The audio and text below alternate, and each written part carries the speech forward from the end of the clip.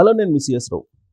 World wide scenario మారిపోతుంది. ఆర్థికంగా, అలాగే ఎడ్యుకేషన్ పరంగా అన్ని రకాలుగా మారిపోతుంది. ఇప్పుడున్నటువంటి పరిస్థితుల్లో మన స్టూడెంట్స్ పరిస్థితి ఏంటి, మన వాళ్ళు ఇతర దేశాలకు వెళ్తే ఫేస్ చేసేటువంటి ప్రాబ్లమ్స్ ఏమున్నాయి, మారుతున్నటువంటి సినారియో ఏంటి, దీని మీద విశ్లేషణ తీసుకునే ప్రయత్నం చేద్దాం. ప్రస్తుతం మన దగ్గర Disha founder and managing director Gautam garu ఉన్నారు. ఆయన ఎడ్యుకేషనలిస్టు, చాలా కాలంగా నాకు తెలుసు. రాబోయేటువంటి రోజుల్లో పరిణామాలు ఎలా ఉంటాయి అనేది ఎగ్జాక్ట్గా మీకు చెప్పగలిగినటువంటి పర్సన్ని నేను మీ ముందు ఉంచుతున్నాను. ఇప్పుడు ఆయనతో ఇంటరాక్ట్ అవ్వం. హలో గౌతమ్. నమస్కారం. నమస్తే. Doing good sir. ఏంటి దిశ అనేది ఒక ఫౌండేషన్ ఒకటి ఏర్పాటు చేసి, ఏంటి దాని టార్గెట్ ఏంటి? సార్, ఒక రూరల్ బ్యాక్గ్రౌండ్ నుంచి రైతు కుటుంబంలో పుట్టి వ్యవసాయం చేసుకుంటూ, అదే రకంగా ఎడ్యుకేషన్కి చాలా ఇంపార్టెంట్ మా తాతగారు చెప్పిన విషయాలని మా నాన్నగారు కానీ ఇంట్లో ఉన్న వాళ్ళందరూ, చదువు కూడా ఇంపార్టెంట్, చదువుతో పాటు వ్యవసాయం అనేది కూడా మనకి అందుబాటులో తీసుకొని వచ్చి మన చిన్నప్పటి నుంచి మమ్మల్ని చాలా వరకు ప్రేరేపించారు. కాదు, ఈ మొత్తం ఎంటైర్ కెరియర్ స్టూడెంట్స్ తోటి కదా మీది. మళ్ళీ ఇప్పుడు అగ్రికల్చర్ రిలేటెడ్గా వచ్చారేంటి? అది ఎక్కడికి పోదు కదా సార్, మన బేసికల్గా మన బేసిక్స్ కదా అది. ఇండియా అంటే, మన ఊరు అంటే, మన పల్లె అంటే మొట్టమొదటిది మనకు అనిపించేది ఏంటి? మన పొలాలు, దాని యొక్క స్మెల్, పాడి పంట అన్నారు, అక్కడి నుంచి వచ్చిన పాలు, ఎర్ర పెరుగు, అన్నంలో మనం అందరూ ఈరోజు జొన్నలు అవన్నీ ఆ రోజుల నుంచి కూడా ఉన్నాయి. ఎర్రటి పెరుగు, పిడకల మీద కాచినవి, ఇవే మనం వింటూ ఉన్నాం. ఈ మధ్య కాలంలో ప్రపంచం మొత్తం తిరిగి జన్మభూమి రుణం తీర్చుకునే కార్యక్రమం ఏంటి?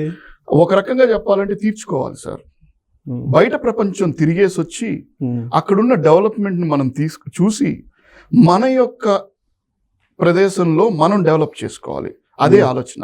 సరే, దిశ దాని గురించి సపరేట్గా పెట్టుకుందాం. ప్రపంచం మొత్తం తిరిగి వచ్చారు సార్, అనేక లక్షల మందికి కౌన్సిలింగ్ ఇచ్చారు, సార్, వాళ్ళకి గైడెన్స్ ఇచ్చారు సార్. ఇప్పుడు మారుతున్న సినారియో చూశారు కదా వరల్డ్ వైడ్ సార్. మరి ఇప్పుడు ఏం డైరెక్షన్ ఇస్తారు స్టూడెంట్స్కి? సార్, నేను ఒక పల్లెటూరు నుంచి, ఒక టౌన్ నుంచి ఒక సిటీలోకి వెళ్ళి, అది కూడా ఏంది, నేను ఆర్ట్స్ స్టూడెంట్ని గొప్పగా చెప్పుకుంటాను. అందరు ఈరోజు ఇంజనీరింగు, సైన్స్ వీటి మీద, నేను ఆర్ట్స్ స్టూడెంట్స్ని. ప్రపంచం నేను చదువుకున్నాను. మిగతా వాళ్ళందరూ ప్రపంచాన్ని చదవలేదు, వాళ్ళ సబ్జెక్ట్స్ని చదివారు. అదే అదే అదే అది కాక మానవ మనుగడ నుంచి కూడా నేను చదువుకున్నాను. రామకృష్ణ మిషన్ విద్యాపీఠ వివేకానంద కాలేజీలో నేను పట్టాభివృద్ధునయ్యాను. అదే రకంగా మెడ్రాస్ క్రిస్టియన్ కాలేజ్లో తాంబరం, చెన్నైలో, అక్కడ మాస్టర్స్ తెచ్చుకున్నాను. దాని తర్వాత 4 సంవత్సరాల్లో నా యొక్క ప్రణాళికతోటి ఎందుకంటే నేను ఆర్ట్స్ బ్యాక్గ్రౌండ్ కదా, మేనేజ్మెంట్లో ఒక అడుగుపెట్టి ప్రతి ఒక్క ఆ సేల్స్ కానీ, మేనేజ్మెంట్ కానీ, హెచ్ఆర్ కానీ, ఏదైనా కానీ ఆ డిపార్ట్మెంట్లో పనిచేశాను. అంటే సైకిల్ తొక్కడం అనేది నేర్చుకున్నాను, సైకిల్ తొక్కడం అనేది చదవలేదు. Practical experience. అబ్సల్యూట్లీ, డెఫినెట్గా సార్. అది 4 సంవత్సరాలు నేను చేసుకున్న తర్వాత నేను నిర్ణయించుకుంది, ఎందుకంటే నా పాఠ్య పుస్తకాల్లో హిస్టరీ కానీ, ఎకనామిక్ హిస్టరీ కానీ అన్నిట్లో ఎప్పుడు బ్రిటిష్ అనేవాడు మన యొక్క దేశంలో 28,000 మందితో మనల్ని ఏలాడు. ఇన్ని కోట్ల మందిని ఎలా management, so they or management good. So ఆ ఆలోచనతోటి ఎలా వాళ్ళు విన్ కాగలిగారు? ఇంత చిన్న దేశము, ఇంత పెద్ద దేశం, ఇంత పెద్ద కల్చర్ ఉన్న మనల్ని ఓవర్టేక్ చేశారు ఎలా? ఎంటైర్ మీ కెరియర్ మొత్తం ఇదంతా స్టడీ చేశారు. అబ్సల్యూట్లీ. అయితే బ్రీఫ్గా కావాల్సింది ఏంటంటే, ఇప్పుడు వరల్డ్ మొత్తం ఏదో అయిపోతుంది, ట్రంప్ అలాగే జిన్పింగ్ మధ్యలో, చైనా అమెరికా మధ్యలో ఏదో వార్ జరుగుతుంది, వీళ్ళేమో 104% వీళ్ళు వేసారు, వాళ్ళు 84 వేశారు. అసలు మన పరిస్థితి ఏంటి అనేది అందరికీ power transformation. It's very simple act పెట్టాలంటే పవర్ ట్రాన్స్ఫర్మేషన్ అంటారు. ఎవ్రీ పొలిటికల్ దీంట్లో లెఫ్ట్ వింగ్ కానీ, రైట్ వింగ్ కానీ, వాళ్ళ యొక్క యాక్టివిటీస్, వీళ్ళు కొన్ని రోజులు ఉంటారు, వాళ్ళు కొన్ని రోజులు వస్తారు. వాళ్ళ యొక్క డెవలప్మెంట్ ఉంటుంది, వీళ్ళ యొక్క డెవలప్మెంట్ ఉంటుంది. దీంట్లో వరల్డ్ అఫైర్స్లో అమెరికా కానీ, చైనా కానీ 1970s నుంచి మనం చైనాని చూసాం. దానికి ముందర ఎప్పుడు వరల్డ్ మ్యాప్లో చైనా అగ్రెషన్ అనేది మనం చూడలేదు. ఓన్లీ మన ఇండియా చైనా అగ్రెషన్ చూసాం, కానీ China was not an aggressive mode before 1970. 1970లో మావో తీసుకున్న నిర్ణయంతో చైనా ఈజ్ ఫర్ చైనా అని చెప్పి, he he's actually shut down their doors. తనకు తానుగా డెవలప్మెంట్ చేసుకోవడానికి 1970 నుంచి ఎకనమిక్ ఫోర్స్గా వాళ్ళ యొక్క ఐడియాలజీ తీసుకొని వచ్చారు. నేను ప్రపంచాన్ని ఏలాలి అనే ఒక ఉద్దేశంతో ఎక్స్పాన్షనిజం అనేది అంటే పవర్ ట్రాన్స్ఫర్మేషన్ అని చెప్పి చెప్తున్నారు. అవును సార్, ట్రాన్స్ఫర్మేషన్. మరి ఈ ట్రాన్స్ఫర్మేషన్ ఏంటి, దాని అర్థం ఏంటి? అంటే అమెరికా కన్నా ఇప్పుడు సూపర్ పవర్ కాబోతుందా చైనా? కాబోతుందని ఎందుకు అనుకుంటున్నారు? ఆల్రెడీ అయిందని ఎందుకు అనుకోరు? కానీ ఇప్పుడు డాలర్ అనేది వరల్డ్ సార్ కరెన్సీ కదా. లేదు, తగ్గిపోయింది. ఈరోజు మనం రష్యా ముడి సరుకు ఆయిల్ని తీసుకున్నాం, అవునా? మరి దానికి మనీ ఏం కట్టాము? డాలర్ రూపంలో కట్టలేదు. ఇక్కడే ట్రంప్ దాన్ని చెప్పింది ఏంది? Again I want to strengthen dollar అన్నాడు. ఆ ట్రాన్స్ఫర్మేషన్లోనే అమెరికా ఈజ్ ఫర్ అమెరికన్ అన్నాడు. ఎందుకని? దాదాపుగా 60% నుంచి 65% మ్యానుఫ్యాక్చరింగ్ అనేది అమెరికాలో నుంచి బయటికి వెళ్ళిపోయింది. మేజర్గా దాని ఆ మ్యానుఫ్యాక్చరింగ్ యూనిట్స్ అన్ని చైనాకు వచ్చినాయి. మనం కరెక్ట్ టైంలో మనం స్కిల్డ్ లేబర్ని మనంగా తయారు చేసుకోలేదు కాబట్టి మనం లోపల పొలిటికల్ సిస్టమ్ కానీ కల్చరల్ సిస్టమ్ కానీ ఈ ట్రాన్స్ఫర్మేషన్లో మనం ఉండిపోయాం. కానీ మనం అందరం కలిసికట్టుగా ఎకనామిక్ ట్రాన్స్ఫర్మేషన్లోకి వెళ్ళలేకపోయాం. అందుకనే ఎంతవరకు మేక్ ఇన్ ఇండియా సక్సెస్ఫుల్ అనేది డెఫినెట్ గణాంకనాలు చెప్తాయి. మనం మ్యానుఫ్యాక్చరింగ్ చేయనప్పుడు మేక్ ఇన్ ఇండియా ఎంతవరకు అది జరిగింది, ట్రాన్స్ఫర్మేషన్ జరిగింది, ఎంతవరకు ఎంప్లాయ్మెంట్ క్రియేట్ చేయగలిగాము. క్యాపిటల్ గూడ్స్ తెచ్చుకోకుండా మనం గూడ్స్ ఎక్కడ ప్రొడ్యూస్ చేయగలుగుతాము? ఈరోజు చైనా BYD అనే సంస్థ ఏది ఎలక్ట్రిక్ మ్యానుఫ్యాక్చరింగ్ నవ్వేరు అందరూ, చైనా గూడ్స్ అని. ఈరోజు టెస్లా కన్నా అతిపెద్ద కంపెనీ అది. సేల్స్ కూడా వరల్డ్ వైడ్ గా అతి ఎక్కువ ఉన్నాయి. టెస్లా భయపడుతుంది ఈరోజు. ఎందుకని? విమర్శలు ఎన్ని ఉన్నా కానీ వాళ్ళు ఎకనామిక్ ట్రాన్స్ఫర్మేషన్ లో వాళ్ళు స్కిల్డ్ లేబర్ పెట్టుకొని every village is like a city sir. So ఇప్పుడు సరే, ఏ దేశం సంబంధించి ఆ దేశం చేశారు. ఇప్పుడు ఏం జరగబోతుంది ఈ వార్లో? ఇప్పుడు ట్రేడ్ వార్ అయితే స్టార్ట్ అయిందిగా. డెఫినెట్ గా సార్. అది ఎటు దారి తీస్తుంది? ఎస్, అంటే ఈ యొక్క చేంజెస్ లో ఇప్పుడు మనం డిపెండెన్సీ అనేది వాళ్ళు డిపెండెన్సీ అనేది తగ్గించుకోవాలని చూస్తున్నారు. America wanted to reduce the dependency so that I will manufacture, I will provide the jobs for the Americans, not for immigrants. Okay, immigrants transformation అయ్యి వీసాలు చేంజ్ అయ్యి దాని తర్వాత లోపల ఉద్యోగాలకు వచ్చి చీప్ లేబర్గా తయారవుతున్నారు. అందుకని మీరు ఈ మధ్య తీసుకుంటే చాలా వరకు మన ఉమ్మడి రాష్ట్రాల్లో తెలుగు విద్యార్థులు అమెరికా నుంచి వచ్చేస్తున్నారు, లేదంటే అమెరికా అంతా విద్యార్థుల్ని పంపించేస్తున్నారు. 120 మంది ఫ్లైట్లు చూశారు మీరు, వాళ్ళు డిపోర్టేషన్ చేశారు ఇవన్నీ అని. కానీ మనం ఈ విధంగా ఆలోచిస్తున్నాం, కానీ ఎందుకు జరుగుతుంది అనేది చాలా వరకు ఆలోచించట్లేదు. ఇప్పుడు మనం ఏ విధంగా అక్కడ వెళ్ళిన స్టూడెంట్స్ కానీ అక్కడ ఉన్న ఉద్యోగస్తులు కానీ ఎలా దాన్ని నివారించుకోవచ్చు, దానివల్ల ఎలా బయటపడవచ్చు, వెరీ ఇంపార్టెంట్గా అసలు యాక్చువల్గా మనం ఎలా దాంట్లో నుంచి బయటపడి మనగా ఉద్యోగాలు తెప్పించుకోవడానికి ప్రయత్నించాలి, ఇవన్నీ మనం ఆలోచించాల్సిన విషయం. అమెరికా ఈజ్ ఫర్ అమెరికన్స్ నినాదం అనేది స్ట్రైట్ ఇప్పుడు కాదు, 2016లో. ఇప్పుడు ఆల్మోస్ట్ 30 lakhs పీపుల్ ఉన్నారు కదా మన వాళ్ళు అక్కడ. అవును సార్. సార్ ఎంటైర్ వరల్డ్ ఎలా ఉన్నాయి? మన ఇండియన్స్ 30 lakh పీపుల్ ఉన్నారుగా సుమారుగా అమెరికా. వాళ్ళ పరిస్థితి ఏంటి అసలు? సార్, ఒక కాంగ్రెస్ మన్ ఒకటే మనకు చెప్పాడు, ఇండియన్స్ గురించి తక్కువ చేసి చెప్పలేదు. ఒక మాట చెప్పాడు, చాలా గొప్ప విషయం అది. మొత్తం కలిసి ఇండియన్ పాపులేషన్లో అమెరికన్ పాపులేషన్స్లో ఇండియన్స్ 6% ఉన్నారు. దాంట్లో 6% అమెరికాలో ఉన్న అమెరికాకి 1% ఆఫ్ ద ట్యాక్స్ పే చేస్తున్నారు. Are they richest or not? Richest కదా. 6% ఉన్న మనం వాళ్ళు 1% ఎందుకు అంటున్నారా? మనల్ని కూడా ఎందుకు వాళ్ళు ఇష్టపడుతున్నారు అంటే మనం లా అబైడింగ్ పీపుల్ నెంబర్ 1, అందుకనే చాలా మందిని అక్కడ ఉంచుతున్నారు. నెంబర్ 2 ట్యాక్స్ పే చేస్తారు. నెంబర్ 3 ముఖ్యంగా ఫ్యామిలీ తోటి ముడిపడి ఉంటారు. అండ్ వాళ్ళు ఇన్వెస్ట్ చేస్తారు. ఎవరి మీద? పిల్లల మీద, కాలేజెస్లకి వాటికి ఇన్వెస్ట్ చేస్తారు. 5వది మెడికల్, వాళ్ళ ఫుడ్ కూడా, ఆహార విధానాలు కూడా వండుకొని తింటారు. చాలా 90%. అమెరికన్ సిస్టంలో ఉండేవాళ్ళు ఒక 10% ఉంటారు, వాళ్ళు ఇబ్బందులు గురవుతుంటారు. బట్ 90% మనం కుక్ చేసుకొని మనం తింటాం, ఫ్రెష్ ఫుడ్ తింటూ ఉంటాం. సో హెల్తీ కూడా ఉంటారు మన వాళ్ళు. ఇంకోటి ఏంది, మానవ సంబంధాలు ఎక్కువ. ఇవన్నీ అమెరికన్స్ నచ్చుతాయి. అందుకనే మేజర్గా మన CEOs అందరూ అక్కడున్న మేజర్ కంపెనీస్కి CEOs మనోళ్లే. మరి ఇప్పుడు ఎందుకు డిపోర్టేషన్ మొత్తం ఇది వేరే చేస్తున్నారు సబ్జెక్ట్ కదా? It's completely different subject. Deportation ఒక కంట్రీ చేయడానికి చాలా చాలా లాస్ అనేది ఒప్పుకోవాలి. ఇమిగ్రేషన్ లా అనేది చాలా చాలా టఫ్ అయిన విషయం. అది అమెరికాలో మానవ సంబంధాల విషయంలో చెప్పినట్టు ఇండియన్స్ మీద అంత పాజిటివ్ ఉంటే అమెరికాకి మరి ఎగ్జామ్షన్ ఇవ్వచ్చు కదా ఇండియన్స్ కి. ఏం ఎగ్జామ్షన్ ఇవ్వాలి అంటే ఇమిగ్రేషన్ పాలసీలో అదే సార్, ఏం ఎగ్జామ్షన్ ఇవ్వాలి? వాళ్ళకు ఒక పాలసీ ఉంది, ఒక లా ఉంది కాంగ్రెస్లో. వాళ్ళకి ఇంత పాపులేషన్, వాళ్ళు ఇంత పాపులేషన్ ఉండాలని చూసుకుంటారు. అంటే ల్యాండ్ మాస్ ఎక్కువ బట్ పాపులేషన్ తక్కువ. మనకేంది ల్యాండ్ మాస్ తక్కువ, పాపులేషన్ ఎక్కువ. మన పరిస్థితి ఏంది? పథకాలు వేరే వేరే రకంగా పాపులేషన్ మనం 1:1 డాక్టర్స్ని ఎంతమంది ఇవ్వగలుగుతున్నాము? అప్పటికీ మంది గొప్పదే, లేదని చెప్పట్లేదు. ఇంత మన రిసోర్సెస్ ఉండి మనం మేనేజ్ చేసుకోగలుగుతున్నాం. It's okay. బట్ అక్కడ వాళ్ళకి కొన్ని రూల్స్ ఉన్నాయి, ఆ లాస్ ఉన్నాయి. రూల్స్ కాదు, లాస్ ఉన్నాయి. ఆ లాస్ ప్రకారమే ఇమిగ్రేషన్స్ అనేది వాళ్ళు ఇంతమందిని లోపల తెచ్చుకుంటారు, ఇంతమందే కావాలనుకుంటారు, ఇంతమంది లేబర్తో పని చేయించుకుంటారు. ఇప్పుడు వాళ్ళకి ఏమైంది, దాదాపు ఒక 10-15 సంవత్సరాల నుంచి బయట నుంచి వచ్చిన ఇమిగ్రేషన్స్ అందరూ లోపలికి వచ్చి అక్కడున్న అమెరికన్స్, ఇంకోటి ముఖ్యంగా ఏంది, అమెరికన్స్ ఎడ్యుకేషన్ చాలా ఎక్స్పెన్సివ్. 16 ఏళ్ళ తర్వాత వాళ్ళు డబ్బులు కట్టుకొని వాళ్ళు చదువుకోవాలి. And it is very tough. వాళ్ళ స్కాలర్షిప్స్ కానీ మనలాగా కాదు. మనం ఉచిత విద్య, మన 10వ క్లాస్ దాకా గవర్నమెంట్ స్కూల్ ఉంది, ఇంటర్మీడియట్లో గవర్నమెంట్ స్కూల్ ఉంది, కాలేజ్ డిగ్రీ ఉన్నాయి, పీజీ ఉంది, డాక్టర్ దాకా ఉంది సార్. మనం పోవడం లేదు అక్కడికి, మన నామోషితో మనం చదువుకోవడం లేదు.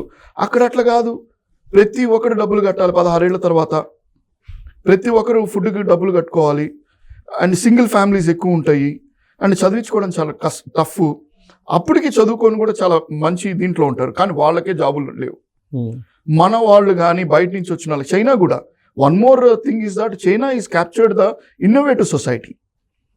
చైనాకు ఒక పాలసీ ఉంది, అమెరికాలో ఇన్నోవేటివ్ సొసైటీని క్యాప్చర్ చేసింది చైనా. అబ్సల్యూట్లీ. ఏం చేసింది, ప్రతి ఒక్క ఫ్యామిలీ నుంచి చైనా అదే చెప్తున్నా, బిల్డ్ చేసుకుంది రీసెర్చర్స్ని.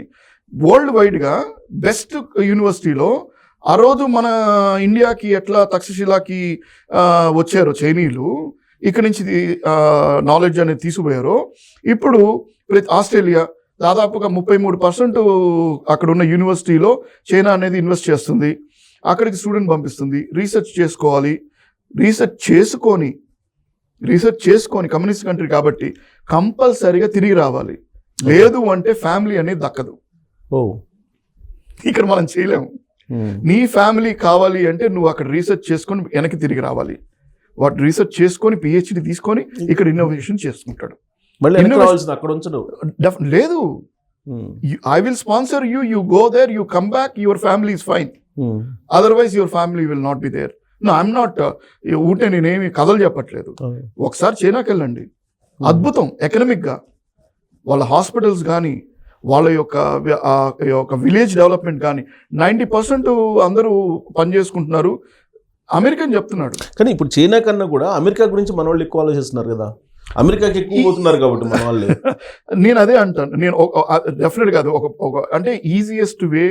అండ్ అక్కడికి వెళ్ళిన తర్వాత అక్కడ ఉన్న కంప్లైన్సెస్ అవన్నీ, వాటికి సంబంధించిన మానవ హక్కులు ఇవన్నీ సంబంధించిన చాలా కొద్దిగా వెసులుబాట్లు ఉంటాయి. యూరోపియన్ లాగా చాలా టఫ్ ఉండదు. యూరోపియన్లో మీకు అసలు గ్రీన్ కార్డ్ అక్కడ ఉండడానికి లేదు. ఇక్కడ సిటిజన్షిప్ ఇస్తారు. మీరు జర్మనీలో తెచ్చుకోండి. ఎందుకు స్వీడన్లో సిటిజన్షిప్ ఎందుకు ఇస్తారు మీకు? You are not eligible. కానీ ఇప్పుడు అమెరికా గ్రీన్ కార్డు ఉన్నా you are not eligible for member ఇది అంటుంది. రామస్వామి పౌరసత్వం కాదంటుంది. ఎవరు అంటే H1B ఉన్నా కానీ మీకు చల్లదు అంటున్నాడు. లేదు తర్వాత ఈ వీసాలు ఏవైతే స్టూడెంట్స్ వీసాలు చల్లంటున్నారు. హోమ్లాండ్ సెక్యూరిటీ ఎక్కడికక్కడ పట్టుకొని రద్దు చేస్తున్నారు. 100% సార్, రద్దు చేయట్లేదు. నిజంగా చెప్పాలంటే అది రద్దు చేయడం కాదు. ఇప్పుడు ప్రతి ఒక్కరు ఇది తెలుసుకోవాలి. యాక్చువల్గా ఇప్పుడు ఫర్ ఎగ్జాంపుల్ మనం యూనివర్సిటీకి ఎందుకు పోతాము? చదువుకోవడానికి వెళ్తాము. సరే, మనం చదువుకోవడానికి వెళ్తున్నాం, రైట్? యూనివర్సిటీ ఏం ఎక్స్పెక్ట్ చేస్తుంది? మీరు నేర్చుకోవాలని ఎక్స్పెక్ట్ చేస్తుంది, చదువుకోవడం కాదు. మన ఇండియన్ ఎడ్యుకేషన్లో చదువుకోవడానికి mind set. European education, American education ఏంది, నేర్చుకోవడం అనేది skilled. They want skilled labour. Okay, వాళ్ళేం డినై చేయడం లేదు. నేను ఒక చిన్న ఎగ్జాంపుల్ కేస్ స్టడీ చేస్తాం. మీరు కరెక్ట్ క్వశ్చన్ వేశారు. విద్యార్థులు అక్కడికి వెళ్ళారు, వాళ్ళ H1Bs ఏంది, లేదంటే ఇవన్నీ చేంజ్ అవుతున్నాయి, లేదంటే OPTs ఏంది అని. నేను ఈ మధ్య జస్ట్ నిన్న ఒక 3 days బ్యాక్ మిచిగన్ యూనివర్సిటీ, పేరు చెప్పకూడదు కాబట్టి స్టూడెంట్, మిచిగన్ యూనివర్సిటీ న్యూస్ లో వచ్చింది కదా. అబ్సల్యూట్లీ. ఒక స్టూడెంట్, ఆమె Andhra university one of the highest దాన్ని ఏమంటారు మార్క్స్. ఆమె వెంటనే వెళ్ళిపోయింది. 2 years అక్కడ MS చేసింది. Campus she's not eligible. Campus recruitment ఉంటుందా, అక్కడ కంపెనీస్ వస్తాయా, వాళ్ళని తీసుకోలేదు. నిన్న కాల్ చేశాను ఇలినాయిస్కి, ఒక స్టూడెంట్ కాల్ చేశారు, సార్ ఈ విధంగా ఉంది సార్, ఇబ్బందిగా ఉంది ఏంది అని. అప్పుడు నేను రెజ్యూమ్ అన్నీ చూసా, దాంట్లో ఎక్కడ ఒక ఎక్స్పీరియన్స్ లేదు, ఇంటర్న్షిప్ ఎక్స్పీరియన్స్ లేదు, NGOలో పనిచేయలేదు, తనకు ఎటువంటి ఎక్స్పీరియన్స్ లేదు. నేరుగా అక్కడికి వెళ్ళి క్యాంపస్ రిక్రూట్మెంట్ అంటే they are not eligible. What any university in US or UK or Australia or Singapore or good universities around Europe countries expected you to have minimum 2 to 3 years of experience. They say it's an investment on masters, investment on bachelors. It is called as investment. వాళ్ళు college ముందరనే వాళ్ళకి ఏ student ఎవరు వస్తున్నారో వాళ్ళకి ఈ investment chart అనేది ఇస్తారు. Investment chart అనేది మీరు ఎంత డబ్బులు కట్టారు దానికి సంబంధించినంత వరకు మీకు ఎప్పుడు రిటర్న్ అవుతాయి, మీ చదువులో ఏం చదవాలి, ఇక్కడ ఏం నేర్పిస్తారు, మీకు ఇంటర్న్షిప్ ఎట్లా ఉంటుంది, ఎలా వస్తుంది, పెయిడ్ ఇంటర్న్షిప్పా, దాని తర్వాత మీకు క్యాంపస్లో ఎవరెవరు వస్తారు, ఏ కంపెనీ వస్తుంది అని ముందర ఇచ్చేస్తారు. దాని తర్వాత మెంబర్షిప్ అని ఉంటుంది, యూనియన్ మెంబర్షిప్ అని ఉంటుంది, ఎకనామిక్ ఫోరం మెంబర్షిప్ అని ఉంటుంది. వాటికి వీళ్ళందరూ ఎలిజిబిలిటీకి ఆ ఫోరంలో చేరాలి. మన వీళ్ళు సపరేట్గా తెలుగు యూనియన్ను, హిందీ యూనియన్ను, తెలంగాణ యూనియన్లు, వీళ్ళకి NTR అంటే నేను పేరు ఉపయోగించుకోవడం కానీ సినిమా హీరోలు వీళ్ళు. దాని తర్వాత ఇంకోటి ముఖ్యమైన విషయం అండి సార్, ఇది అందరికీ తెలియాలి. యాక్చువల్గా మీరు సోషల్ మీడియాలో ఉన్నారు అంటే, మీరు అంటే స్టూడెంట్ కానీ ఉద్యోగస్తుడు కానీ, that means America knows what you are doing. While you are entering, they will be having every information about you, your comments, your affirmations, మీరు ఫైట్స్, ఎవరిని కామెంట్ చేశారు, ఎలాంటి లాంగ్వేజ్ యూస్ చేస్తున్నారు అనేది వాళ్ళకి ఇన్ఫర్మేషన్ ఉంటుంది. If you are on internet, your Facebook, your Instagram, everything is open. Okay. నీ ఫోన్లో ఉంది, నేను 4 గోడల మధ్య ఉన్నాను, ఎవరికి తెలియదు అనుకుంటే అంతకన్నా ఫూలిష్నెస్ ఇంకోటి ఉంటుంది. ఇప్పుడు ఈ వీసాల రద్దంతా ఈ కార్యక్రమేనా? చాలా ఒక్కొక్కటి చెప్తున్నాను. ఓకే, కొంతవరకు సోషల్ మీడియాలో వీళ్ళు చేస్తున్న కామెంట్స్, ఉద్యోగం రావడానికి కూడా ఇది కూడా ఒక ఆస్కారం. ఎందుకంటే your behaviour is very important, your discipline is very important. How you are actually trying to pacify, how you are being with the people, are you empathic or not? Okay. Me Facebook open చేస్తే తెలిసిపోతుంది కదా, మీ comments ఏంటి, మీ యొక్క language ఏంటి. మన వాళ్ళ యొక్క language మనకు తెలిసిందే. ఈరోజు ఇంటర్నెట్లో ఏ విధంగా రప్చర్ అవుతున్నారు. వన్స్ వీసా రాగానే ఎన్ని వాచ్ చేస్తుంటారు? డెఫినెట్గా బిఫోర్ వీసానే ఉంటుంది. కొన్ని యూనివర్సిటీస్ మీరు ప్రొఫైల్ కానీ, చాలామంది ఈ మధ్య నాకు దగ్గరకు వస్తున్న ఇవేంది అంటే, ఎందుకంటే మనం ఓవర్సీస్ ఎడ్యుకేషన్ కూడా చేస్తున్నాం కాబట్టి, ఓవర్సీస్ ఎంప్లాయ్మెంట్ చేస్తున్నాం కాబట్టి, వాళ్ళ గవర్నమెంట్స్ తోటి మనం, మరా ఏజెంట్స్ తోటి, లాయర్స్ తోటి మనం సత్సంబంధాలు ఉన్నాయి కాబట్టి, వాళ్ళ దగ్గర నుంచి వస్తున్న కేసులు ఏంటి అంటే, అయ్యా వీళ్ళకి ఈ యొక్క కాలేజీలో వాళ్ళకి ఇవ్వట్లేదు, మంచి కాలేజెస్లో వాళ్ళకి రావట్లేదు. ఎందుకు రావట్లేదు అంటే, సోషల్ మీడియా బ్యాక్గ్రౌండ్ వెరిఫికేషన్ జరిగినప్పుడు వీళ్ళు ఏ విధంగా ఉన్నారు అనేది వాళ్ళు గమనిస్తున్నారు. వీళ్ళు వాచ్ చేసే వీడియోస్ అన్ని everything is been watched sir. మీరు ఏ వెబ్సైట్లు ఓపెన్ చేశారు, వీళ్ళు పూర్ణ వెబ్సైట్లు చూస్తున్నారా? Everything is known sir, everything is watched. If you are on internet, even a human being is on internet, and if you are actually doing, that means you are been watched.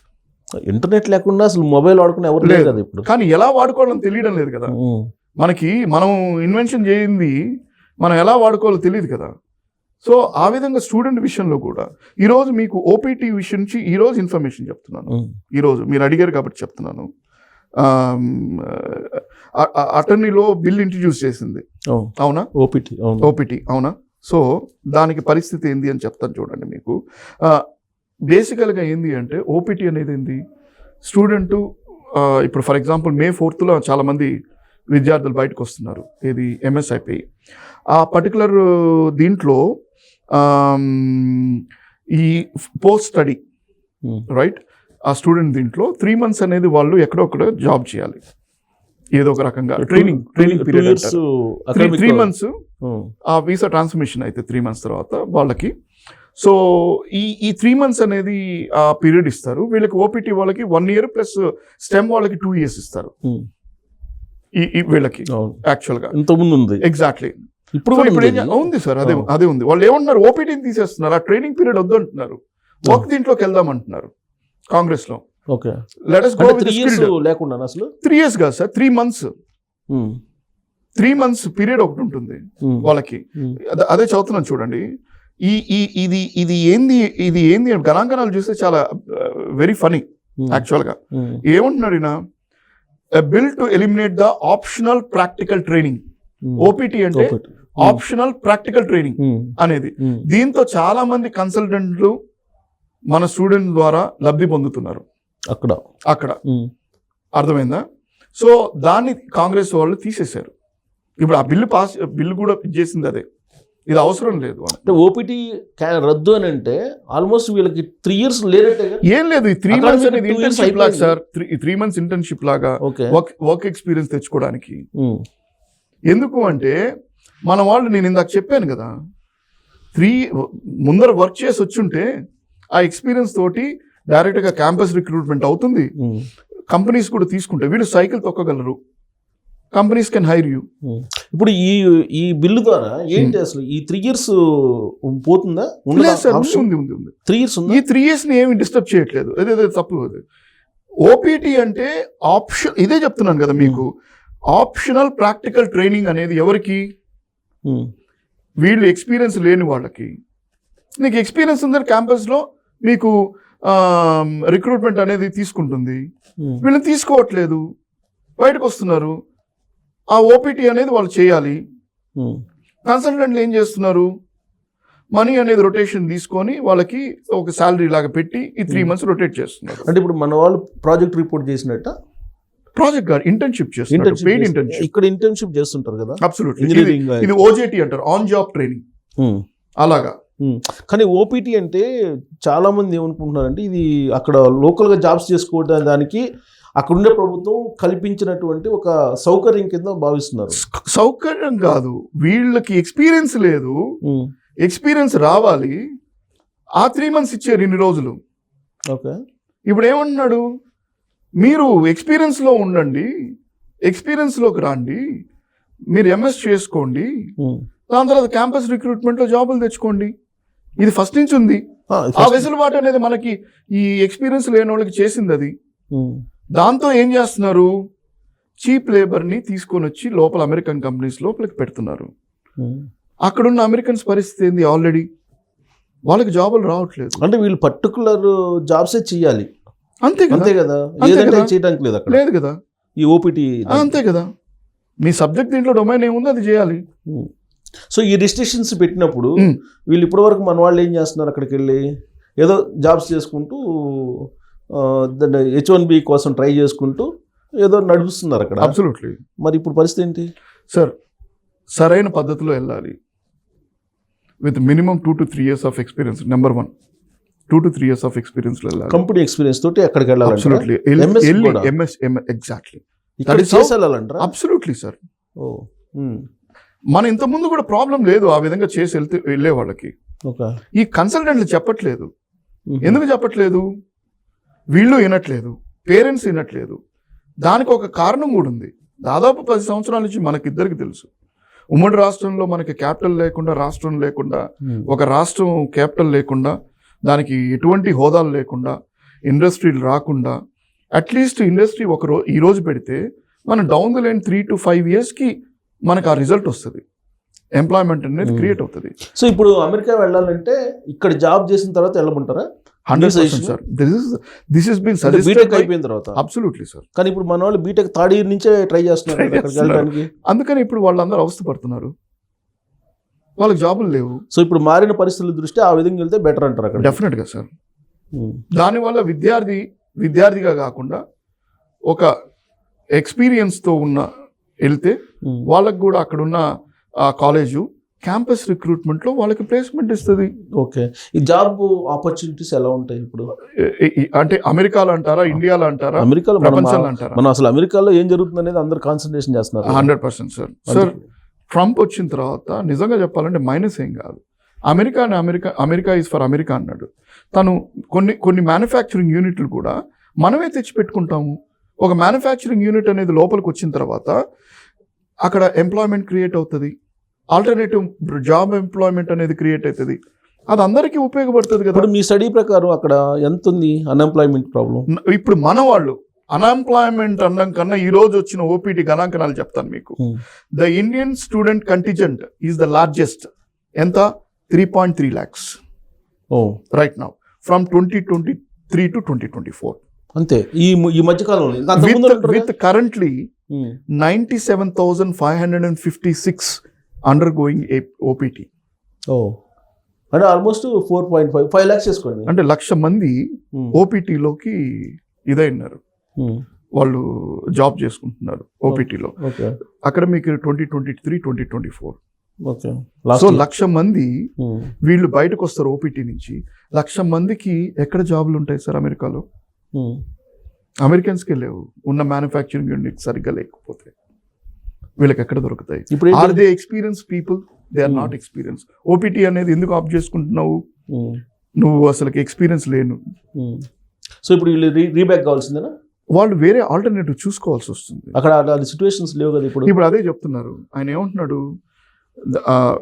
కాంగ్రెస్మన్ Paul గోసర్ అని చెప్పి who introduce the bill, he says HR 2315 అంటారు sir దీన్ని. HR 2315 ఈ bill పేరు. ఆయన ఏమంటాడు, the OPT programme completely undercuts American workers, particularly high skilled workers and recent college graduates by giving employers a tax incentives to hire inexpensive foreign labor under the guise of student training. So నా కంట్రీలో నా సిటిజన్కి నాకు ఉద్యోగం లేదు, నేను దాన్ని చూసుకోవాలా? బయట నుంచి వలస వచ్చిన వాళ్ళు ఇక్కడ చదువుకోవడానికి వచ్చారు, వాళ్ళకి నేను చూపించుకోవాలా? మీరే చెప్పండి, ఒక దేశ అధ్యక్షుడు అయితే మీరు మీ యొక్క సొంత రాష్ట్రంలో కానీ అక్కడ కానీ అన్ఎంప్లాయ్మెంట్ వస్తే మీరు వేరే దేశం నుంచి తీసుకొని వచ్చి ఎంప్లాయ్మెంట్ ఇస్తారా, లేదా మీ దేశానికి మీ యొక్క ప్రజలకి ఎంప్లాయ్మెంట్ ఇస్తారా? మనం ఎవరికి వాళ్ళే మన వాళ్ళకి ఇస్తారు అనుకుంటారు. సో అమెరికా చేస్తున్నది ఎక్కడ తప్పు? మన దగ్గర ఉద్యోగాలు, మన దగ్గర ఉన్న రిసోర్సెస్ని ఉపయోగించుకోకుండా, మనకున్న సోర్సెస్ని మనం ఉపయోగించుకోకుండా అక్కడికి వెళ్ళి మనం ఎక్కడికెక్కడికో వెళ్ళి అక్కడ డాలర్ డ్రీమ్స్ తోటి, డ్రీమ్స్ రియాలిటీలో కూడా కాదు, డ్రీమ్స్ తోటి మనం వెళ్ళడంలో తప్పు లేదు. కొన్ని పొలిటికల్ పాలసీస్ కానివ్వండి, లేదంటే అక్కడున్న సహకారం ఎంటర్ప్రెన్యూర్స్కి పర్టికులర్గా. మీరు అమెరికాకి వెళ్ళాలంటే నేను ఎప్పుడు చెప్తా, చదువుకొని ఎంటర్ప్రెన్యూర్ కాండి అంట. అక్కడ ఎంటర్ప్రెన్యూర్ అవ్వడానికి ఉన్న ఆ ప్లాట్ఫామ్స్ చాలా బాగుంటాయి, స్టార్టప్ ఎన్వైర్న్మెంట్ చాలా బాగుంటుంది, దాని మెకానిజం చాలా బాగుంటుంది, సపోర్ట్ సిస్టమ్ బాగుంటుంది. H1 వచ్చిన వాళ్ళు కంపెనీని స్టార్ట్ చేసి వాళ్ళు ఒక ఫ్యాక్టరీనో లేదంటే ఏదో ఒక బిజినెస్నో స్టార్ట్ చేయొచ్చు అని ఎంతమందికి తెలుసు? మరి ఎందుకు చేయలేకపోతున్నారు? మనం ఎంతసేపటికి చాచి ఉద్యోగమే అడుగుతున్నాం, కానీ మనం యాక్చువల్గా క్రియేట్ చేసే ఐడియాని, మనం యాక్చువల్గా అక్కడున్న రిసోర్సెస్ని, స్టార్టప్కి సంబంధించిన సపోర్ట్ సిస్టమ్ని మనం తీసుకొని అక్కడున్న industry, sir commerce industry, CII ఉంది మనకు తెలుసు కదా, కన్ఫెడరేషన్ ఆఫ్ ఇండియన్ ఇండస్ట్రీ. మన ఇక్కడ ఉన్న స్టూడెంట్ ఎవరైనా ఆ మొహాన్ని చూసారా సార్? దాని పేరే తెలియదు, తెలియదు. అట్లీస్ట్ అక్కడికి వెళ్ళి అమెరికన్ చేంబర్ ఆఫ్ కామర్స్ అని ఉంది, అక్కడికి వెళ్ళి అయ్యా నేను ఇక్కడ నుంచి వచ్చాను, ఇక్కడ నేర్చుకుంటున్నాను, నాకేమి యాక్చువల్గా ప్రొవిజన్స్ ఉన్నాయి, నేనేమన్నా ఇట్లా ఈ వీసా చేంజ్ చేసుకోవచ్చా? లేదు ఒక ఇమిగ్రేషన్ ఆఫీసర్, ఇమిగ్రేషన్ లాయర్ని పట్టుకొని అయ్యా నేను ఇక్కడికి వచ్చాను, స్టూడెంట్ వీసా మీద ఏదో వచ్చాను, ఓపీటీ వచ్చింది, 2 సంవత్సరాలు ఉంటాను, లేదు స్టెమ్ మీద ఉంది 3 సంవత్సరాలు ఉంటున్నాను, నేను చదవడం ఇక్కడ ఉద్యోగం ఒకటే కాదు, వేరేది ఏమన్నా ఆల్టర్నేటివ్గా నేను ఇక్కడ చేయొచ్చా అంటే నా ఐడియాని పనిచేసుకోవడానికి నా శక్తి ఉపయోగించుకొని నా యుక్తిని ఉపయోగించుకొని వేరే ఆల్టర్నేటివ్గా చేయొచ్చా అని ఎవరైనా క్వశ్చన్ చేశారా? సో ఇప్పుడు అక్కడ ఉండేటువంటి వాళ్ళకి ఎంటర్‌ప్రెన్యూర్ కావాలని మనం అనుకుంటే ఉద్యోగం కూడా చేయకుండా ఒక చిన్న ఈ మధ్య మీరు చూసారో లేదో నాకు తెలియదు, అమెరికాలో తెలుగు మాఫియా ఏర్పడింది. అవును. ఏంది మాఫియా చేస్తుంది? చిన్న చిన్న హోటల్కి వెళ్ళి మన వాళ్ళు హోటల్ పెట్టుకుంటే అక్కడికి వెళ్ళి బెదిరించి వాళ్ళ దగ్గర నుంచి, ఇంతకుముందు హైదరాబాద్ లో ఉండేది కదా, ఏది మన టౌన్లలో ఇక్కడ అందరు ఉండేది కదా, ఏంది డబ్బా పట్టుకొని పోతే డబ్బులు వేయడానికి, అటువంటి అక్కడ చేస్తున్నారు అంటే మన వాళ్ళు పరిస్థితి ఏంది చెప్పండి. సో అందుకే ఏర్పడేస్తున్నారు ట్రంప్. చాలా వరకు అదొకటే, అది కూడా వీళ్ళ మన ఇండియన్స్ మన ఇండియన్స్ నే కాదు, మెక్సికన్ ని కెనడియన్స్ కూడా ఎవరెవరు వాళ్ళు మీరి అంటే వీసా దీని నామ్స్ మీరి ఉన్నారో వాళ్ళందరినీ తీసి బయటికి వేస్తుంది. Drug mafia, biggest drug mafia, వాళ్ళందరినీ తీసుకొని with in 1 day sir, 1 time 1 signature ఎవరిని. కానీ చాలా మంది ఏమంటారంటే ఇది 1 or 2 months ఊరికి అడవుడు చేస్తుంటాడులే ట్రంప్, తర్వాత మామూలే మన పని మనం చేసుకోవచ్చు అనే ఒపీనియన్ తో చాలా మంది ఉన్నారు. మనం చేసుకునే పని చేసుకోవచ్చు, సరైన పద్ధతిలో చేసుకోవాలి, అది నేను చెప్పాను కదా. సరైన పద్ధతి కాకపోయినా మనం కంటిన్యూ, సరైన పద్ధతి కాకపోతే you will be watched, you will be throne out. Sir సంఖ్యలతో తీసుకొని వచ్చి ఇక్కడ పెట్టారు, మనం ఏందో మనం అనుకుంటున్నాం, సంఖ్యలతో తీసుకొని వచ్చారు, మనం నువ్వు పోయింది ఎందుకు? పాస్పోర్ట్ టైం అయిపోయింది, పాస్పోర్ట్ పడేసావు, తిరుగుతున్నావు, ఆడ్ జాబ్స్లో గ్యాస్ స్టేషన్లో పని చేసుకుంటున్నావు, వాళ్ళకి ఉద్యోగాలు లేవు, నువ్వు వెళ్ళావు, నువ్వు $5 పని చేయవు, $2 పని చేస్తావు, అవునా కదా? మరి అలా విధంగా ఉన్నప్పుడు వాళ్ళ పాలసీలో లాస్ ఒప్పుకో కదా. 14 hours 15 hours కూడా పని చేస్తున్నారు, అవసరం అయితే 18 hours కూడా పని చేస్తున్నారు, 24 గంటలకు పని చేసిన వాళ్ళు కూడా ఉన్నారు, కష్టపడుతున్నారు, అది వేరే విషయం. ఎలా కష్టపడుతున్నావు? రాంగ్ రూట్ లో కష్టపడుతున్నావు, రైట్ రూట్ లో కష్టపడుతున్నావు. కానీ ఇప్పుడు చాలా మంది ఉంది ఇల్లీగల్ ఇమ్మిగ్రెంట్స్ కానీ లేదంటే అక్కడ లాస్ కి భిన్నంగా ఉన్నటువంటి వాళ్ళు చాలా మంది ఉన్నారు అక్కడ. ఆల్మోస్ట్ ఒక ఎక్కువ మంది, దాదాపు ఒక 12 లక్షల మంది 13 లక్షల మంది ఏదో చెప్తున్నారు. ఇప్పుడు వాళ్ళందరూ ఏమనుకుంటారంటే చాలా మంది పట్టుకున్న వాళ్ళు పట్టుకుంటున్నారు, మిగతా వాళ్ళు మనం సేఫ్గా ఉండొచ్చు అనుకుంటున్నారు. వాళ్ళకి ఏం చెప్తారు? ఏం లేదు, ప్రతి ఒక్కరికి వాచ్ డాగ్ ఉంటుంది సార్, వాళ్ళకి దే నో ఎవ్రీవేర్. అంటే కొత్తగా వచ్చాడు కదా ప్రెసిడెంట్ గా, ఆయన ఏదో అడవాడు చేసుకుంటే రెండోసారి సెకండ్ టైమే, ఫస్ట్ టైమే చాలా క్లియర్ గా చెప్పాడు. ఇది 2020 పాలసీ, ఓపీటీ పాలసీ. ఈ రోజు కాంగ్రెస్ లో ప్రవేశపెట్టిన లా 2020లోనే ప్రవేశపెట్టాల్సింది, డెమోక్రాటిక్ పార్టీ వచ్చి దాన్ని ఆపింది. సో ఎవరిని వదలడు, డెఫినెట్ గా లేదు. ఇది కాన్గోయింగ్ ప్రాసెస్. ఇది అంటే ఈ ప్రక్షాళన చేసుకుంటున్నాడు. అదే ఇప్పుడు ఈ ఇల్లీగల్ ఇమిగ్రెంట్స్ డెఫినెట్ గా ఈ లాకి ఉబే కానటువంటి వాళ్ళని ఏర్పారేసే పంపించేస్తున్నాడు కదా, క్లియర్ కట్ పంపించేశాడు కదా. సో ఎకనామిక్ గా ఇంకోటి చెప్తున్నాను, హీస్ ఫర్ ఫారిన్ ఎయిడ్ అనేది కాన్సెప్ట్ ని తీసేసి హీ రిమూవ్ దట్ ఎయిడ్ అని ఒకటే అన్నాడు. ఇండియన్ ఎలక్షన్ లో నా డబ్బులు పెట్టి నా ప్రజలకు పెట్టుకోవచ్చు, ఇక్కడ ఖర్చు పెట్టి ఈ ఎలక్షన్లో పెట్టడం ఏంది? నేను ఎంప్లాయ్మెంట్ క్రియేట్ చేసుకుంటాను, నేను హెల్త్ పాలసీని క్రియేట్ చేసుకుంటాను. ఇదేంది, ఇది యుఎన్లో చైనా వచ్చి $500 ఇస్తే నేను $10,000 పంపిస్తున్నాను, నాకు అవసరం లేదు యుఎన్ అన్నాడు. అదే ఇప్పుడు WHO వద్దన్నాడు. ఏం చేస్తున్నాడు? He's very dynamic in regarding to Gujarati system అండి. నేను రూపాయి పెట్టా, నాకు రూపాయి సర్వీస్ కావాలి, ఇవ్వలేదు అంటే బయటికి వెళ్ళు. ఎకనామిక్ గా స్ట్రాంగ్ గా ఉన్నాను అంటే ఆబ్వియస్లీ కంట్రీ స్ట్రాంగ్ ఉంటుంది. కానీ దానికి ఉన్న ఇంటిగ్రిటీ పోవట్లేదా? ఇంటిగ్రిటీ ఏంటి? ఎయిడ్ ఇస్తున్నారు, ఏదో అమెరికా సాయం చేస్తుంది, అమెరికా అండుంటే బాగుంటుంది అని చెప్పి అనుకుంటారు. అంటే నేను బిచ్చగాడిని, జీవితాంతం నేను బిచ్చగాడిని అంటే బీహార్ 15 బ్రిడ్జ్లు పడిపోయినాయి, బ్రిడ్జ్లు కట్టుకోవడానికి డబ్బులు ఇచ్చాము, బ్రిడ్జ్లు కట్టట్లేదు, ఎంప్లాయ్మెంట్ క్రియేట్ చేయడం లేదు అంటే అడక తింటావా? అంటే నీ దేశాన్ని నువ్వు బాగు చేసుకో. ఈ దేశాలు ఓకే, అమెరికా అది కూడా చెప్పేది అదే. నేను ఎందుకు ఇవ్వాలా? నా ప్రజలు అవస్థపడుతున్నారు, హెల్త్ కేర్ ఇవ్వడం లేదు, నేను సరిగ్గా హౌస్ కూడా ఇవ్వడం లేదు. అలాంటప్పుడు ఐక్యరాజ్య సమితి అవసరం లేదు అంటున్నాడు, వరల్డ్ హెల్త్ ఆర్గనైజేషన్ అంటున్నాడు, వరల్డ్ ట్రేడ్ ఆర్గనైజేషన్ కూడా నాకు సంబంధం లేదు అంటున్నాడు. మళ్ళీ అంటప్పుడు అతను డాలర్ తోటి ఏం సంబంధం ప్రపంచానికి? That is what you do trade, I will do trade. ఈరోజు ఇన్ని రోజుల నుంచి జరుగుతున్న ఉక్రెయిన్ వార్ ఏమైంది? ఉక్రెయిన్ అగ్రెషన్ గా అమెరికాని ఆక్రమించుకుందని ఏ మీడియా అని చెప్తుందా? దానివల్ల ఎకనామిక్ పవర్లో ఎంత డిఫరెన్స్ వచ్చింది? అది ధాన్యపు భాండాగారం, అవును, మినరల్స్, మినరల్స్ ఇవన్నీ ఆగిపోయింది. ఆఫ్రికా తిండి లేకుండా బాధపడిపోయింది, ఎందుకంటే వాళ్ళకి గ్రెయిన్స్ అక్కడి నుంచి వచ్చేవి.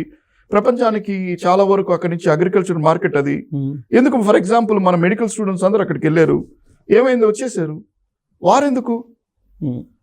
నాటో వద్దంటున్నాడు, వారెందుకు? నేనెందుకు నా వాళ్ళని పంపించి చంపించుకోవాలా? అవును, ఇరాక్ నుంచి విత్డ్రా చేశాడు. ఏమొద్దంటున్నాడు? ఏమొద్దని కాదు, అమెరికన్ అగ్రెషన్. అవును, అమెరికా ఇప్పుడు అతను డాలర్ ఎందుకు ఇంప్లిమెంట్ చేయాలి? No that's what he strengthening the dollar. Dollar is going out, he strengthening the dollar. కాగితాలు ప్రొడ్యూస్ చేసుకుంటానే ఉంటే ఇప్పుడు రిసెషన్లోకి వెళ్ళిపోతుంది. రిసెషన్లో ఒక రకంగా చెప్పాలంటే మనమే అన్ని దేశాల కన్నా ఎకనామిక్గా స్ట్రాంగ్ ఉండేది మనమే, భారత్. డెఫినెట్గా అందరూ దరిద్రంగా ఉన్నారు. ఇప్పుడు ఇతను తీసుకున్న చర్యల కారణంగా రిసెషన్లోకి వెళ్ళిపోతున్నాయి వరల్డ్. లేదు, అది ఏం చెప్తున్నాడు ఆయన, ఏమంటున్నాడు చాలా క్లియర్గా. ఇప్పుడు నేను 150 నేను ఇక్కడ నుంచి నేను ఒక వస్తువును ఇండియాకి పంపించాలంటే 110% ఆ టారిఫ్. ఏంటది? మరి నీ వస్తువు నీ దగ్గరకు వచ్చినప్పుడు 20%, 25%, అదేంది అది? కానీ చాలా మంది ఇప్పుడు బ్యాలెన్స్ చేస్తున్నారు. Even he's balancing the economic. కానీ ఈవెన్ మోర్గాన్, అది జేపీ మోర్గాన్ వాళ్ళు కూడా 60% రిసెషన్ వచ్చే అవకాశం ఉందని అంటున్నారు కదా వాళ్ళు కూడా. 60% ఏంటి sir? There are lot of countries who are on recession. వచ్చేదేంది? ఈరోజు యూకే పరిస్థితి ఏంది? యూకే ఎందుకు యూరోప్ నుంచి వదిలిపెట్టేసి వచ్చింది? వదిలేసింది కదా యూరోపియన్ యూనియన్ నుంచి. మరి యూరోప్ అంతా ఇప్పుడు ఏమంటుంది? వీ విల్ స్ట్రెంథెన్ అంటుంది. సో ఫైనల్ గా ఇప్పుడు స్టూడెంట్స్ ఎక్కడ పోమంటారు? ఎక్కడికి పోమంటారు? అమెరికా పోవాలని ఉంటుంది. అవును సార్. అది ఎందుకు డ్రీమ్స్? ఎందుకు ఇప్పుడేమో డ్రీమ్ ఎందుకు? డాలర్ సంపాదించడం, అంటే ప్రాథమికంగా డాలర్ సంపాదించడం, ఓపెన్ గా మాట్లాడుకోవాలి. మరి ఇండియాలో అవకాశాలు లేవా? జస్ట్ నేను 2 days బ్యాక్ నేను ఏపీకి వెళ్ళాను. ఏపీకి వెళ్ళి మన అమరావతి దీంట్లో ఉన్నాను. ఎంఎస్ఎంఈ ఉంది. ప్రతి క్లస్టర్ 5 years, లాస్ట్ 5 years. ఇక్కడ సిస్టమ్స్ వేరు, అక్కడ సిస్టమ్స్ వేరు, అక్కడ లైఫ్ వేరు, ఇక్కడ లైఫ్ వేరు. అంటే మీరు చెప్పేది సిస్టమ్ వేరు అంటే సరిగ్గా అక్కడ ఇన్ఫర్మేషన్ మీరు తెచ్చుకోవట్లేదు. ఎంతమంది సరైన పద్ధతిలో మంచి ఉద్యోగాల్లో ఉన్నారు ఇక్కడికి వెళ్ళిన స్టూడెంట్స్? ఆడ్ జాబ్స్ చేసుకుంటున్నారు. ఇప్పుడు మీరు కెరీర్ ఎక్స్పీరియన్స్డ్ కౌన్సిలర్ కానీ ఎక్స్పీరియన్స్డ్ పర్సన్గా స్టూడెంట్స్ని ఇండియాలోనే ఉండమంటారా, లేదంటే అబ్రాడ్ వెళ్ళాలి? రెండు చేయాలి. సైన్స్ స్టూడెంట్స్ ఎంటర్‌ప్రెన్యూర్ థింకింగ్లోకి రావాలి. నువ్వు జాబ్ చేయడం కాదు, జాబ్ క్రియేట్ చేయడం మైండ్ సెట్. ఇప్పుడున్న పరిస్థితుల్లో అమెరికా వెళ్ళమంటారా? వెళ్ళొచ్చు, ఎందుకు లేదు? ఎప్పుడున్న పరిస్థితుల్లోనే అమెరికా వెళ్ళొచ్చు. ఎందుకంటే టెక్నాలజీ వైజ్ మన ఇప్పుడు మనం సిపియూలు అంటున్నాం, ఇట్ ఈస్ ఆల్రెడీ జీపీయూ. మనం సిపియూ అనేది జీపీయూలోకి వచ్చాం. ఇట్ ఈస్ ఏఐ, ఎన్విడియా ఉంది, ఏఐలోకి వచ్చింది. మనం ఎక్కడున్నాము? 22 లక్షలు పెట్టి మనం సిస్టమ్ కొనుక్కోగలుగుతున్నామా? అంటే మనం ఇన్నోవేషన్స్, అంటే ఇన్నోవేషన్ ఉంటేనే కదా నెక్స్ట్ లెవెల్లోకి వెళ్ళేది. ఇన్నోవేషన్ లేదు, దెబ్బతినింది. మనం ఏదో 2 కోట్లు 3 కోట్లు పెట్టి ఇన్నోవేషన్ సెంటర్స్. ఇండియన్ మెంటాలిటీకి తగిన విధంగా ఇండియన్ స్టూడెంట్స్ కి ఏ కంట్రీ బెటర్ ఇప్పుడు వెళ్ళి చదువుకోవడానికి? చదువుకోవడానికి కాదు, నేర్చుకోవడానికి అంటారు. నేర్చుకోవడానికి పోనీ అక్కడికి వెళ్ళడానికి చదువుకోవడానికి వెళ్ళే సంపాదించుకునే మెంటాలిటీ కదా. అబ్సల్యూట్లీ సార్, జనరల్ గా ఓపెన్ గా మాట్లాడాలి. డెఫినెట్ గా సార్. మరి ఏది బెటర్ ఇప్పుడు? ఆస్ట్రేలియా ఉంది. అక్కడ రేసిజం ఉంది అంటున్నారు కదా. ఎక్కడ లేదు అంటే మన దగ్గర లేదా? మన దగ్గర లేదా? క్లాస్ సిస్టమ్ నుంచి క్యాస్ట్ సిస్టమ్ లోకి వచ్చాం మనం, వెనకబడిపోతున్నాము. మన దగ్గర లేదా? మన ఇంట్లో లేదా? మన చుట్టుపక్కల పార్ట్ ఆఫ్ ద లైఫ్. ఇప్పుడుండే పరిస్థితులు ఆస్ట్రేలియా బెస్ట్ అంటారా? బెస్ట్ అని చెప్పను. ఒక్కొక్క కంట్రీకి ఒక్కొక్క సబ్జెక్టివ్ వైజ్ అక్కడ ఉన్న డబ్బులు బట్టి అక్కడ మనం చదువుకోవాలి. ఫస్ట్ మనం తెలుసుకోవాలి ఎక్కడికి వెళ్తున్నాం అనేది. ఫర్ ఎగ్జాంపుల్ అగ్రికల్చర్ ఉంది, మన దగ్గర భూమి చాలా బాగుంది, వెదర్స్ ట్రాపికల్ వెదర్స్ ఉన్నాయి, డిఫరెంట్ వెదర్స్ ఉన్నాయి, రైట్? దానికి అనుగుణంగా మనకేంది అంటే వెదర్ ప్రాబ్లం కూడా ఉంది. ఆల్టర్నేటివ్ ఏంది? Polyhouses. మనది వేరు, మనది ఎకో సిస్టమ్ వేరు.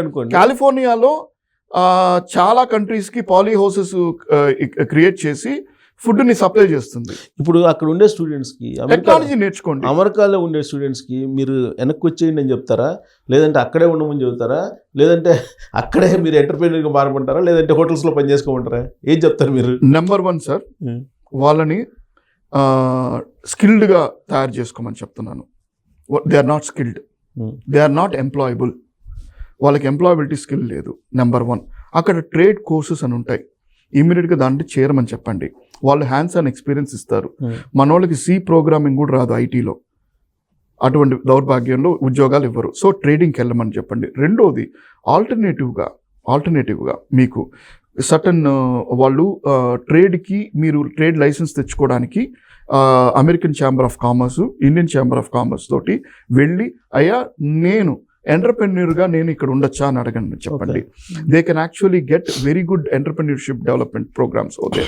నెంబర్ 2. నెంబర్ 3, రీసెర్చ్లోకి మగ్గు చూపమని చెప్పండి. ఎందుకంటే అమెరికా డెవలప్డ్ కంట్రీ కాబట్టి వాళ్ళ ఇన్నోవేషన్ సెంటర్స్, ల్యాబ్లు ఇవన్నీ ఇన్ఫ్రాస్ట్రక్చర్ వైజ్గా చాలా హై ఉంటుంది కాబట్టి అక్కడికి వెళ్ళండి. ఫస్ట్ డబ్బులు అనేది తగ్గించుకోండి, నాలెడ్జ్ పెంచుకోండి, పని అడగండి. పని నేర్చుకున్న తర్వాత నువ్వు డిసైడ్ చేయి ఎంత కావాలనేది. ఈ అమెరికన్ సిస్టమ్ కానీ యూరోపియన్ సిస్టమ్ కానీ, యూరోప్లో అగ్రికల్చర్ చాలా బాగుంది చదువుకోవడానికి, నేర్చుకోవడానికి. మెకానికల్ ఇంజనీరింగ్ జర్మనీ ఇప్పుడు 6 months నుంచి 1 year దాకా పొడిగించింది వీసా మన ఇండియన్స్కి. ఎందుకని ఇక్కడ ట్రేడ్ కోర్స్ నేర్చుకో, ఇక్కడ నచ్చితే ఇక్కడ ఉద్యోగం చేసుకుంటుంది, సో వీసా ఇస్తుంది. అక్కడికి వచ్చిన తర్వాత ఎదుక్కోమంటుంది, నేర్చుకోమని చెప్తుంది. అంటే ఏంది, అవకాశాలు ప్రపంచం మన ఇండియన్స్కి ఓపెన్ అవుతున్నాయి, మనం దాన్ని అందిపుచ్చుకుంటున్నాం. ఇప్పుడు చూస్తే కనుక గత 2 months నుంచి సార్ ఒక రకంగా వరల్డ్ వైడ్ ఏదో ఒక పానిక్ సిచ్యువేషన్ లాగా కనిపిస్తుంది కదా. Definitely sir. మరి ఈ పానిక్ సిచ్యువేషన్ ఎటువైపు తీసుకెళ్తుంది వరల్డ్ ని? డెఫినెట్గా ఇది every 30 years you will see this sir. Okay, ఆ ట్రాన్స్ఫర్మేషన్ అనేది జరుగుతుంది.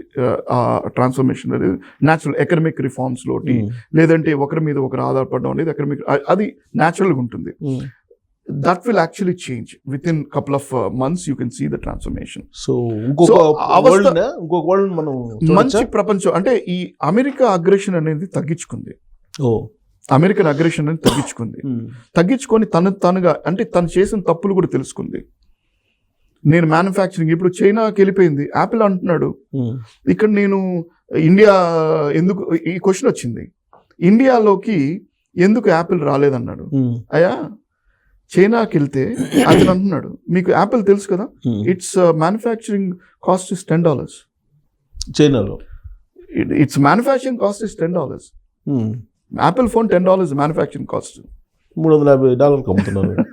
బ్రాండ్ ఇమేజ్ అది. It's $1 trillion company. America has $1 trillion companies. Do we have $1 trillion companies? Are we creating entrepreneurs? So world market ఏంది అంటే, because of the Trump ideology, let's work for our self like China did.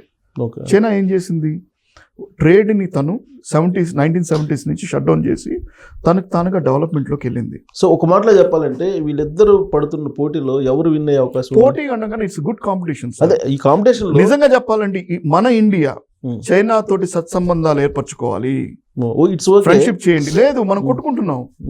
ఏది సరే, political issue పక్కన పెట్టండి, but economic గా మనం ఎందుకు వాళ్ళతోటి, rather than America, why India is not looking at China as a friend in economic support?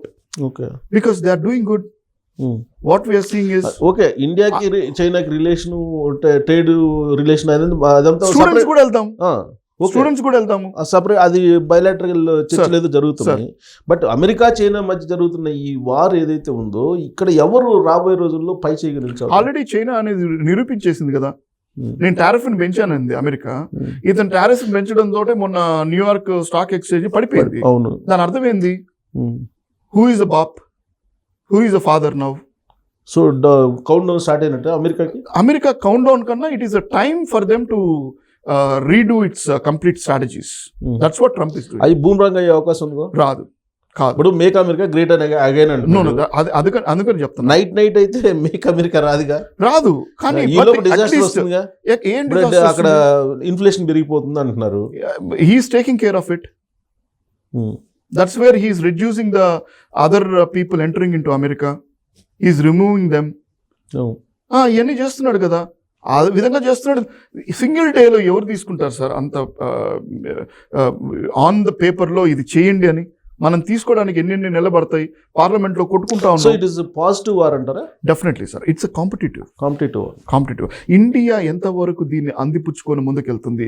పర్టికులర్గా we're youth అంటే వరల్డ్లో India is a youthful nation.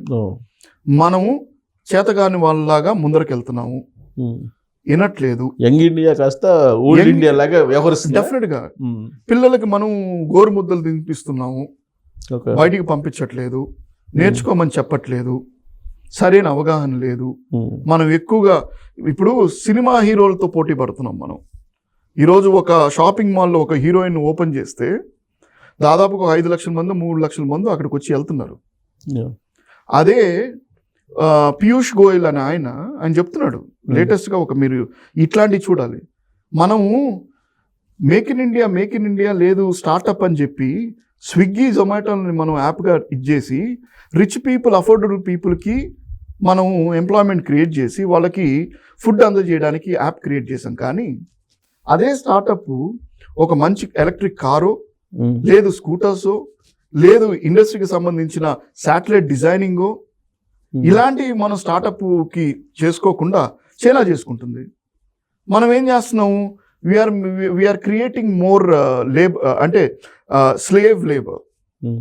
Rich పీపుల్కి అఫోర్డబిలిటీలో అంటే 15,000 నేను పెట్టుకోలేను సొంత మనిషిని, జెప్టో లేదంటే జొమాటో ఊబర్ని పెట్టుకొని ఓ 15 రూపాయలు 20 రూపాయలు 30 రూపాయలు ఇచ్చుకొని మన ఇంటికి ఫుడ్ తెచ్చుకుంటున్నాం. వాళ్ళకి చీప్ లేబర్ ఇస్తున్నాం. Absolutely sir. సో ఇది ఇలా మనం ఎలా వెళ్తున్నాం డైరెక్షన్ లోకి, రివర్స్ డైరెక్షన్ లో వెళ్తున్నాం. డెఫినెట్ గా సార్. సో ఇది ఇండియా ఆలోచించుకోవాల్సిన తరుణం. ఖచ్చితంగా ఇండియా యూత్ ఆలోచించాల్సిన విషయం. రైట్ అండి, థ్యాంక్ యూ గౌతమ్ గారు, థ్యాంక్ యూ. సో రాబోయే రోజుల్లో ఒక పాజిటివ్ కాంపిటీషన్ అయితే జరుగుతుంది అమెరికా చైనా మధ్య. ఇది యంగ్ ఇండియాకి కలిసి వచ్చేటువంటి గోల్డెన్ పీరియడ్. దీన్ని ఎలా యూటిలైజ్ చేసుకుంటారు అనేది ఇండియాలో ఉండేటువంటి స్టార్టప్స్ ఆలోచించాలి. Thank you.